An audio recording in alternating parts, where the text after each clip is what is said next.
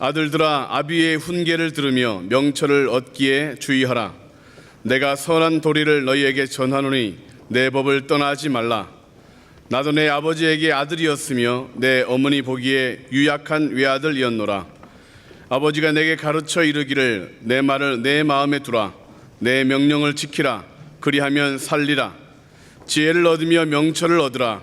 내 입의 말을 잊지 말고 어기지 말라. 지혜를 버리지 말라. 그가 너를 보호하리라. 그를 사랑하라. 그가 너를 지키리라. 지혜가 제일이니 지혜를 얻으라. 내가 얻은 모든 것을 가지고 명철을 얻을지니라. 그를 높이라. 그리하면 그가 너를 높이 들리라. 만일 그를 품으면 그가 너를 영화롭게 하리라. 그가 아름다운 관을 내 머리에 두겠고 영화로운 면류관을 내게 주리라 하셨느니라. 아멘. 잠언서 4장 1절로 9절 말씀을 가지고 이렇게 가르치라 하는 그런 말씀으로 오늘 우리가 말씀을 나누려고 해요. 이렇게 가르치라 하는 그 첫째는 신앙으로 바로 서게 하는 그것이 꼭 필요하다는 거예요. 그래서 여러분, 우리가 신앙으로 바로 서기 위해서는 뭐가 필요하냐면 지혜가 필요하거든요. 근데 오늘 성경을 보니까 이렇게 고백하고 있어요. 여러분 3절 한번 보실까요? 잠언서 4장 3절이에요. 같이 한번 읽어보시겠습니다. 시작. 나도 내 아버지에게 아들이었으며 내 어머니 보기에 유약한 외아들이었노라.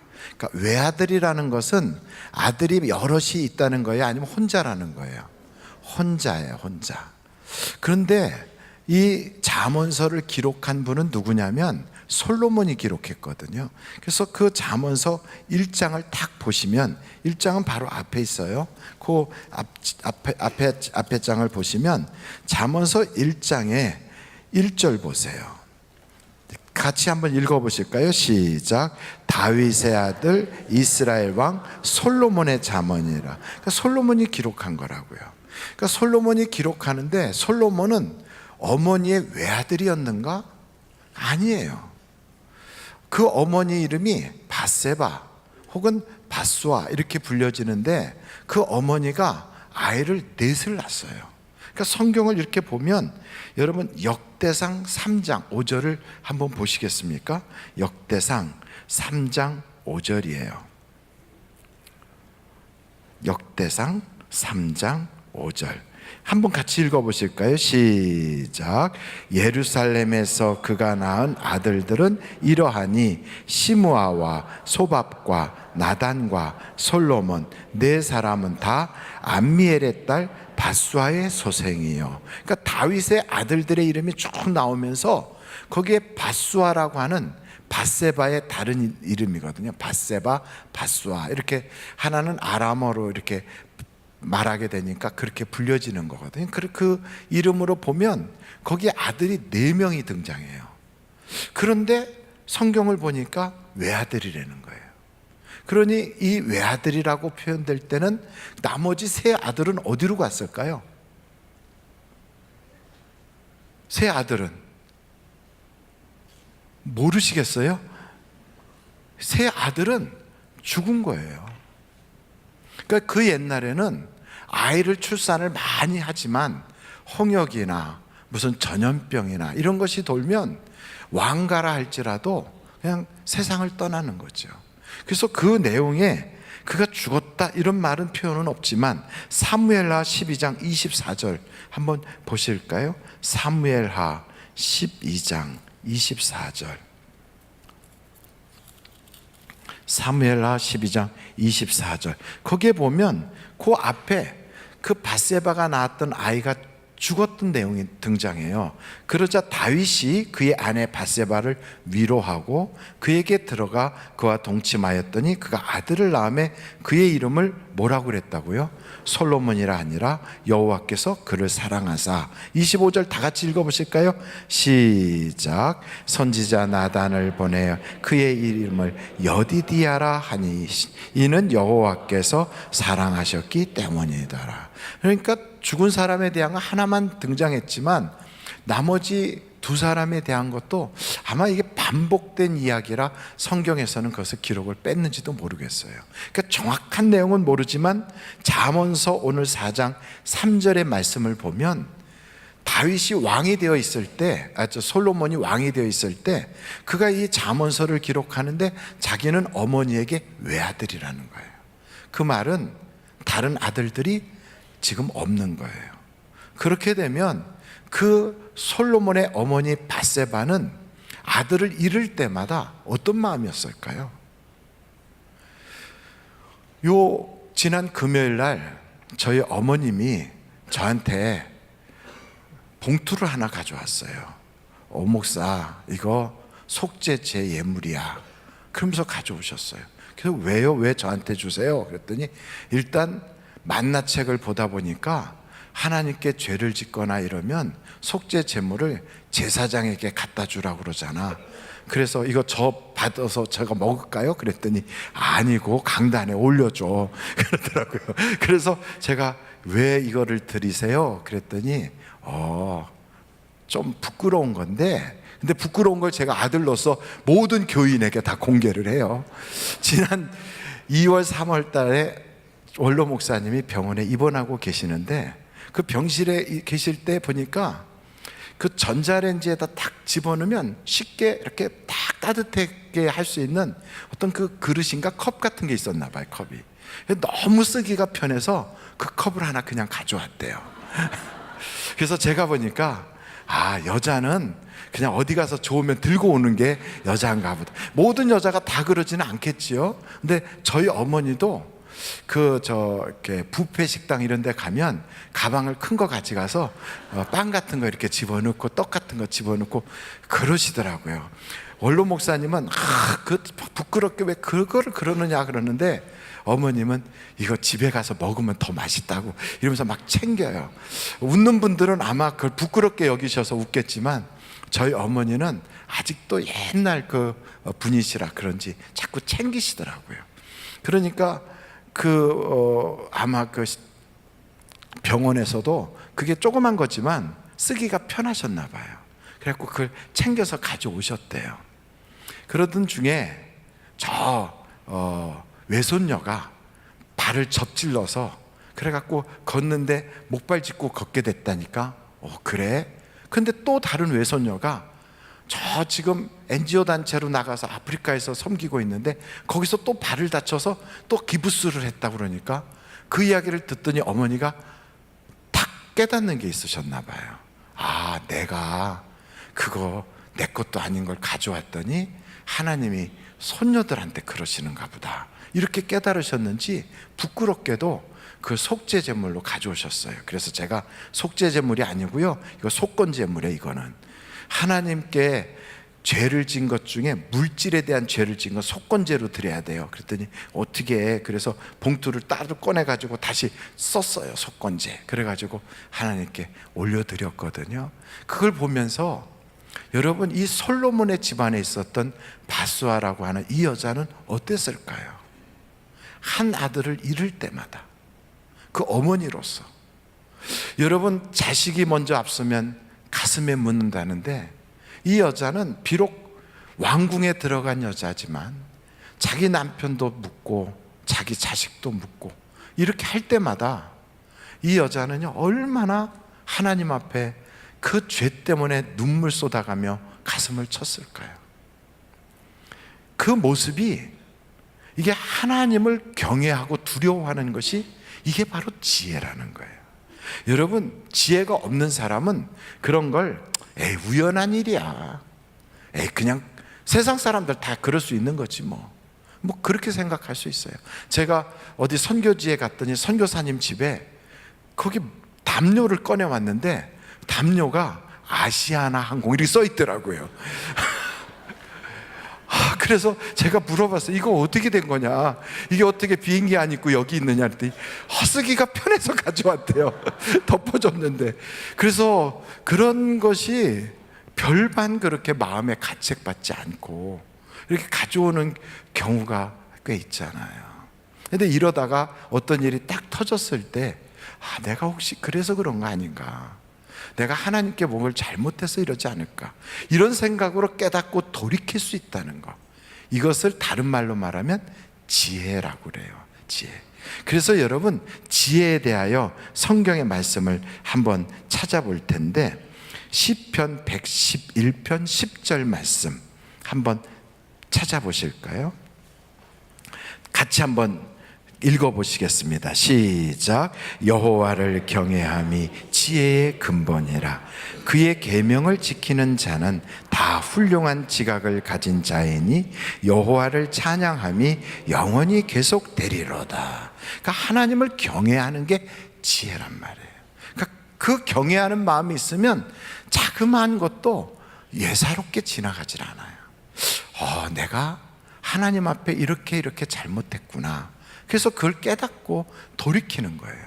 그 이스라엘 사람들은 그렇게 돌이켰을 때 깨닫게 되면 우리가 요즘 만나를 통해서 보지만 하나님께 속건제나 속죄제 예물을 드리듯이 그렇게 돌아서는 거예요. 이것을 지혜라고 그래요. 지혜는 세상에서 학교에서 얻을 수가 없어요. 지혜는 부모가 가르쳐 주는 것도 아니에요. 지혜는 하나님이 주시는 거예요. 여러분, 성경 다니엘서를 한번 찾아보실까요? 다니엘서 1장 다니엘서 1장 17절로 20절까지 같이 한번 읽어보시겠습니다. 시작. 하나님이 이 네 소년에게 학문을 주시고 모든 서적을 깨닫게 하시고 지혜를 잠깐만요. 누가 이 지혜를 주셨다고요? 하나님이 지혜를 주셨으니에요. 다 같이 계속 다니엘부터 읽겠습니다. 시작. 다니엘은 또 모든 환상과 꿈을 깨달아 알더라. 왕이 말한 대로 그들을 불러들일 기한이 찼으므로 환관장이 그들을 느부갓네살 앞으로 데리고 가니 왕이 그들과 말하여 보매 무리 중에 다니엘과 하나냐와 미사엘과 아사랴와 같은 자가 없으므로 그들을 왕 앞에 서게 하고 왕이 그들에게 모든 일을 묻는 중에 그 지혜와 총명이 온 나라 박수와 술객보다 10배나 나은 줄을 아니라. 그러니까 하나님이 지혜를 주시는 거예요.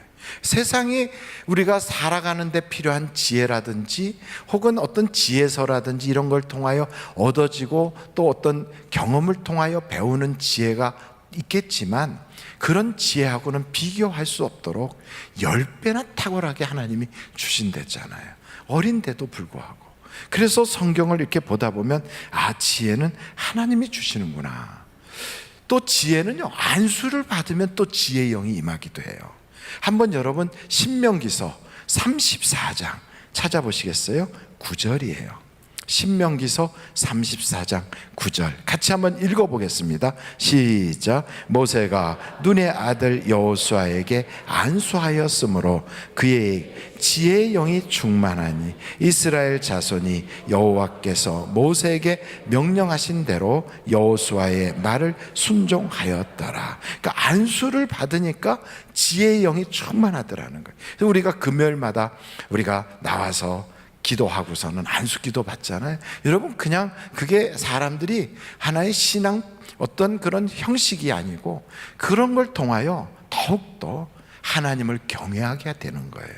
그래서 하나님을 경외하니까 작은 일이든 큰 일이든 우리가 그걸 통하여 깨닫게 되고 돌이키게 되는 거지요.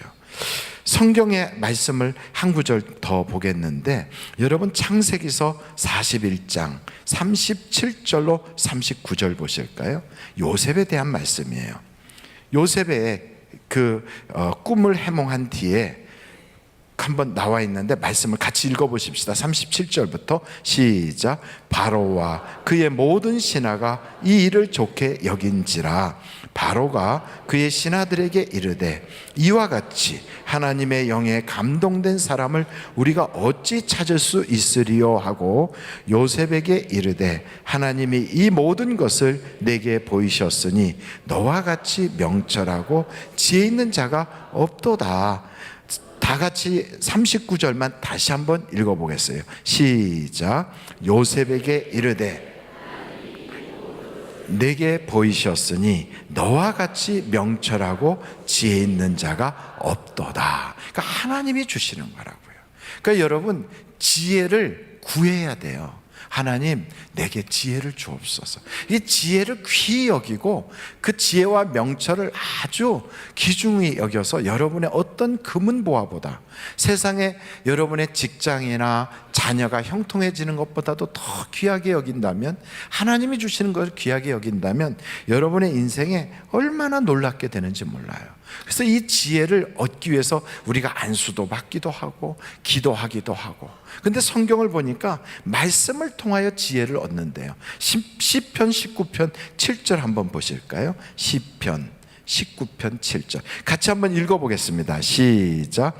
여호와의 율법은 완전하여 영혼을 소성시키며 여호와의 증거는 확실하여 우둔한 자를 지혜롭게 하며. 그러니까 우둔한 자라 할지라도 하나님 말씀을 자꾸 읽으면 지혜롭게 되는 거예요. 존 워너메이커라고 하는 사람이 필라델피아 저 변두리에서 이렇게 출생을 했는데, 그 집안이 굉장히 가난한 사람이에요. 그래서 너무 가난하다 보니까 학교 공부를 제대로 못해서, 우리나라로 따진다면 초등학교 2학년 정도의 교육을 받은 것이 그의 인생에 다 받은 거예요. 학교는 초등학교 2학년까지 다닌 거예요. 전에 그런 말씀을 제가 들었어요. 조용기 목사님이 비교적 건강하실 때 자기가 진짜 학교를 다닌 건 학교 그 교육부에서 인정한 학교를 다닌 건 중학교까지였다 그래요. 그 다음에는 교육부 인정을 받지 못한 그런 학교를 마쳤다. 교육부 인정을 받지 못한 학교를 뭐라 그래요? 미인가, 무인가 이런 학교죠.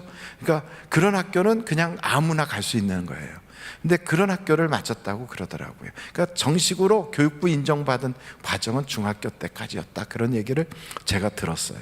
근데 그 이후에 어떻게 그렇게 영어도 잘하게 되고 했는지는 노력을 해서 그랬겠지만, 존 워너메이커라고 하는 사람은 초등학교 2학년 정도의 학력을 가지고 있는 사람이었어요.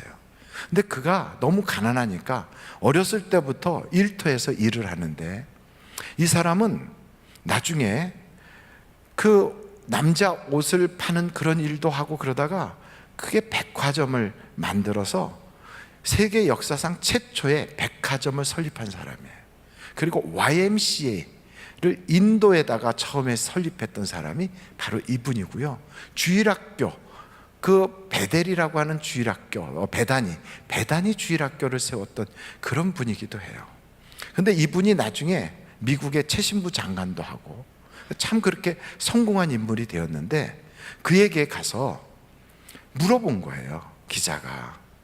당신이 인생을 살면서 부도 축적하고 명예도 얻고 성공한 인물이 되었는데, 이렇게 성공하기까지 당신이 최고로 잘한 투자는 무엇이었습니까? 이렇게 물었어요.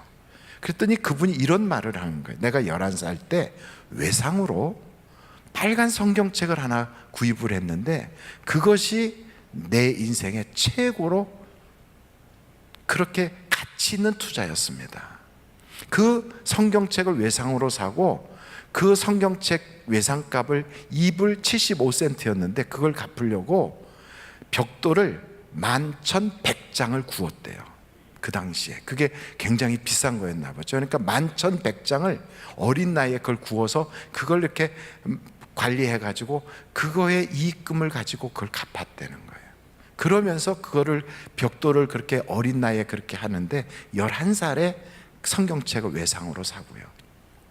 그렇게 하면서 자기가 교회를 다니는 그 교회가 길이 굉장히 비만 오면 질퍽거려서 완전히 진흙탕이었대요. 그 진흙탕을 걸어가면서 생각하기를, 내가 굽는 이런 벽돌로 이 땅을 전부 다 이렇게 벽돌을 깔면 다른 사람들은 신발 망가지지 않고 교회 오기가 편하겠구나. 그래서 그가 벽돌을 하면서 이익금이 생길 때마다 벽돌을 더 구워가지고 그래갖고 길을 깔기 시작했대요, 벽돌을. 그 어린 나이에.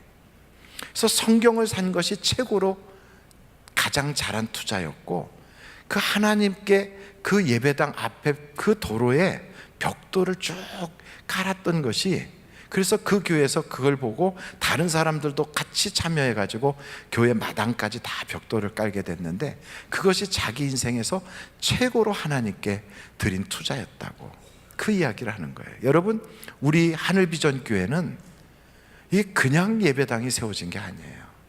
남산에 교회가 드라마센터라고 하는 곳, 지금으로 말하면 한국예술대학인가? 뭐 서울예술대학인가 하는 그 바로 밑에, 옛날에 거기가 KBS 방송국이 있었고요, 지금은 남산에 있는 국정원이 있는 바로 그 밑에 전셋방을 얻어가지고 거기서 예배를 드릴 때, 그때 구두닦기 하던 소년 이쌍배라고 하는 소년이 구두닦기 하면서 번 그 돈으로 벽돌 헌금을 내기 시작했어요. 그 돈이 모아져서 사람들의 마음속에 감동이 돼가지고 우리도 하나님께 벽돌 한 장은 드릴 수 있지 않냐, 그래가지고 헌금하기 시작한 것이 벽돌 헌금 해가지고 건축 헌금이 되어서 보문동에 그때 서울중앙침례교회라고 하는 예배당을 그렇게 짓게 된 거예요. 그러니까 우리 교회는 구두닦기 소년 이쌍배라고 하는 한 사람이 시작한 벽돌로 이렇게 교회 예배당이 하나님의 복을 받아 커진 거지요.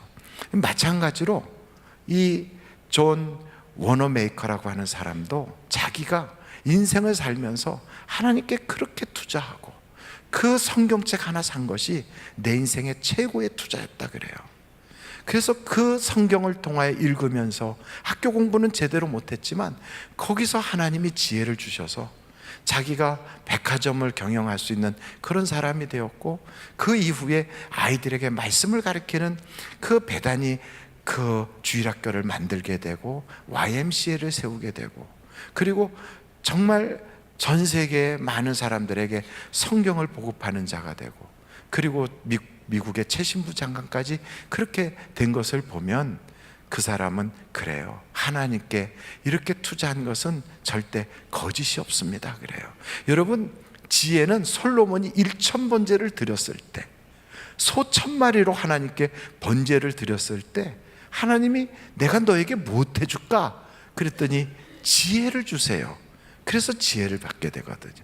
그 솔로몬이 그래서 이전에도 없었고 이후에도 없는 위대한 왕이 됐던 이유가 바로 그 지혜 때문에 그래요.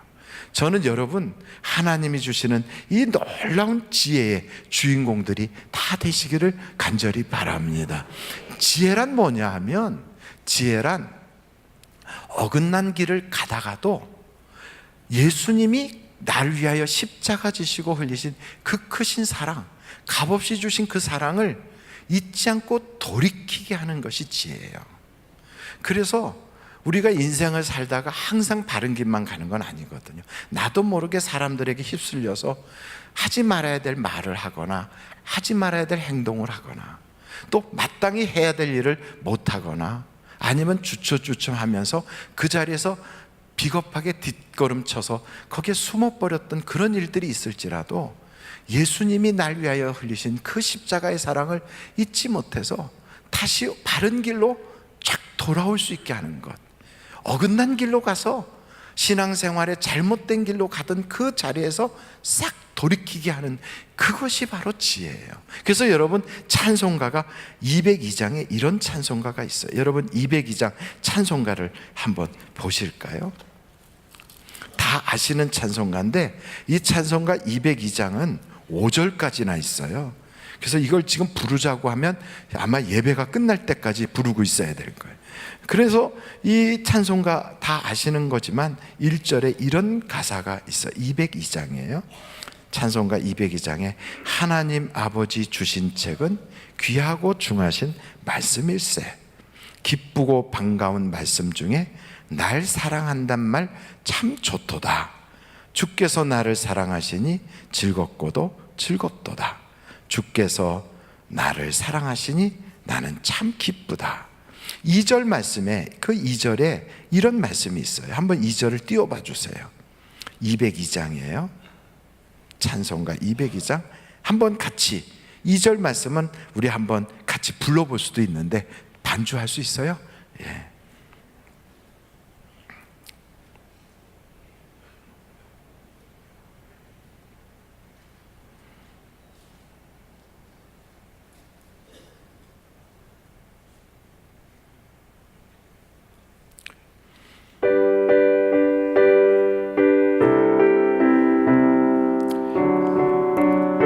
같이 한번 불러보겠습니다.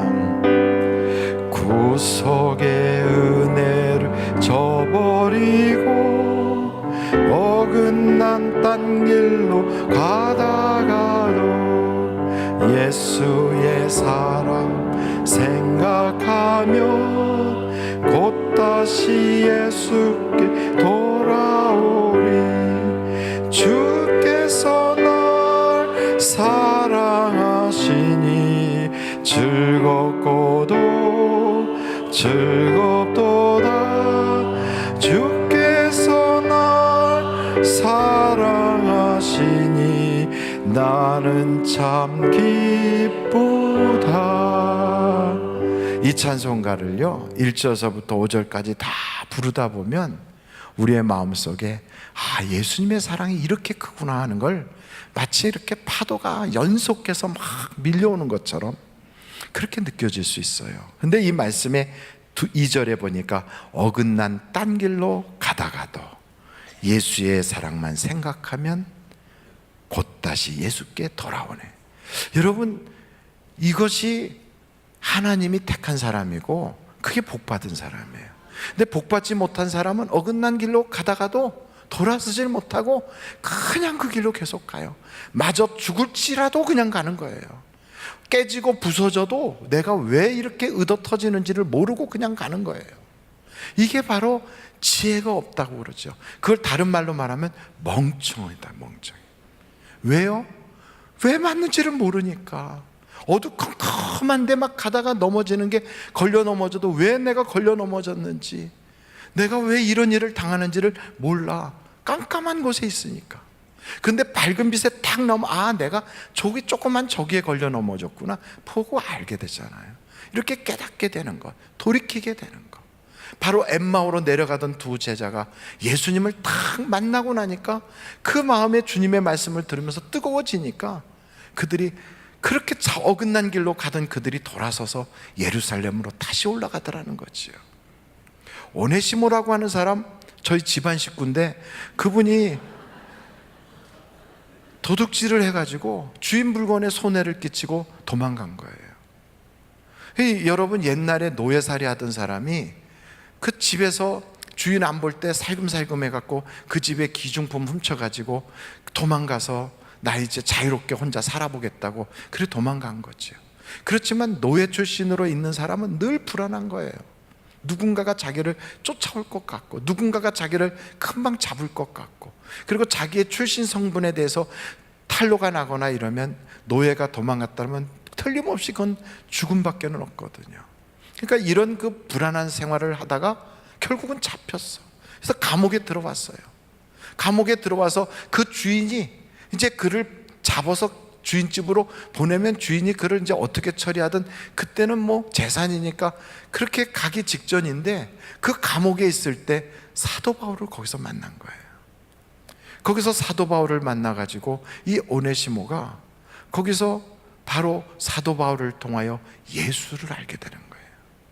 예수님을 만나고 나니까 이 어두운 인생을 살던 오네시모, 그 사람이 그 성경에 보니까 빌립보 집안에서 그렇게 고넬료 집안에 어려움을 주고 그렇게 손해를 끼쳤던 그런 사람인데 하나님을 믿고 나니까 이 사람이 완전히 바뀌었어요. 그래서 사도 바울이 고넬료에게 편지를 보냈잖아요. 너에게 옛날에는 불의했던 사람, 정말 쓸모없던 인생이지만 이렇게 하나님을 알고 나니까 이제는 지혜로운 사람으로, 인생을 다시 사는 새 사람으로 변했다는 거예요. 여러분, 우리가 인생을 살아갈 때 이전 것은 지나갔으니 보라 새 것이 되었도다, 이렇게 완전히 새 사람으로 변화받는 것, 이것은 굉장한 축복이에요. 이 축복을 얻게 되는 바로 그것이 뭐냐? 이게 바로 지혜. 하나님이 주시는 거예요. 그래서 하나님께서 교회의 일꾼들을 세울 때도 누구를 세우느냐? 세상에 잘 나가는 사람, 똑똑한 사람, 말 잘하는 사람, 돈 많은 사람이 아니고 성령과 지혜가 충만한 사람을 성경에 뽑으라는 거예요. 그래서 스데반이 뽑히고 빌립이 뽑히고 그 7 집사들이 거기서 선정되는 사도행전의 이야기도 바로 지혜예요. 저는 우리 하늘비전교회 성도들이 이 지혜를 하나님께로부터 받으면 우리의 인생이 확연하게 달라지는 거예요. 그래서 여러분 오늘 말씀에 잠언서 4장에 보면 이 지혜가 얼마나 귀한지 거기에 이렇게 나와 있어요. 5절서부터 한번 9절까지 읽어보실까요? 시작. 지혜를 얻으며 명철을 얻으라. 내 입의 말을 잊지 말며 어기지 말라. 지혜를 버리지 말라. 그가 너를 보호하리라. 그를 사랑하라. 그가 너를 지키리라. 제일이니 지혜를 얻으라. 내가 얻은 모든 것을 가지고 명철을 얻을지니라. 그를 높이라. 그리하면 그가 너를 높이 들리라. 만일 그를 품으면 그가 너를 영화롭게 하리라. 그가 아름다운 관을 내 머리에 두겠고 영화로운 면류관을 내게 주리라 하셨느니라. 아멘. 지혜가 이렇게 우리의 운명을 바꿔요. 그리고 우리의 인생이 달라지게 해요. 그럼 그 지혜를 어떻게 얻느냐고요? 하나님이 주신다니까요. 하나님을 경외하는 것이 바로 지혜의 근본이라고요. 그래서 여러분 성경을 우리가 이렇게 살펴보면서 한번 시편의 내용을 다시 한번 반복해서 볼 필요가 있는데 시편 111편 10절 보실까요? 10절 다 같이 한번 읽어보겠습니다. 시작. 여호와를 경외함이 지혜의 근본이라. 그의 계명을 지키는 자는 다 훌륭한 지각을 가진 자이니 여호와를 찬양함이 영원히 계속되리로다. 하나님을 경외하는 것. 이 사람은요 정말 우리 주변에 어떤 사람이 시험 들었다 이러면 그 시험 든 사람을 그냥 두지 않아요. 때를 따라 그에게 필요한 것을 공급하는 것처럼 지혜로운 종은 하나님께서 그의 마음에 그런 감동을 줘요. 이 사람이 시험 들었구나. 그렇다면 내가 저 사람에게 이 말을 꼭 전해줘서 그가 시험을 이기게 해줘야지. 이렇게 때를 따라서 격려해 주는 거예요. 어떤 사람은 막 환난이 와서 밀가부는 하는 그런 고난 속에 있을 수도 있어요. 그때도 지혜로운 사람은 그런 사람에게 툭 쳐서 더 시험 들게 하는 게 아니라 더 하나님께 가까이 붙어 있도록 이끌어 준다고요. 환난이 오는 사람, 어려움 있는 사람에게 기도하자고 붙잡아 주는 거예요. 그러니까 지혜로운 사람은 그래서 성경이 뭐라고 그러냐면 때를 따라 양식을 하나님의 그 백성들에게 나눠줄 줄 안돼요. 그게 어떤 양식이겠어요? 주님이 주시는 말씀의 양식이죠. 이걸 가지고 우리 주변에 시험 드는 사람, 고난 있는 사람, 환난이 찾아온 사람, 그 사람의 때에 맞춰서 그걸 나눠주는 거예요. 그리고 그 사람들을 세워주는 거예요. 이렇게 하는 사람은 하나님께서 뭐라고 그랬느냐?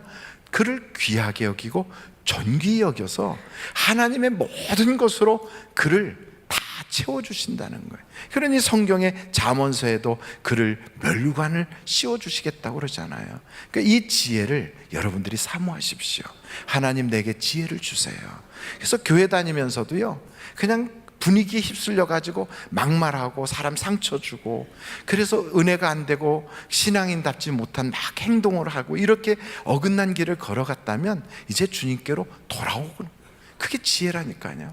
그렇게 돌이키고 나서 그 다음부터는 하나님을 귀히 여기고 경외하면서 때를 따라 주변에 그런 분들에게 바르게 세워주는 거예요. 이것이 바로 하나님이 우리에게 주시는 놀라운 축복의 길이거든요. 저는 여러분들이 이렇게 사시고 이런 마음을 가지고 여러분의 자녀와 여러분 인생을 계획하시기를 주님의 이름으로 축원합니다. 기도하시겠습니다.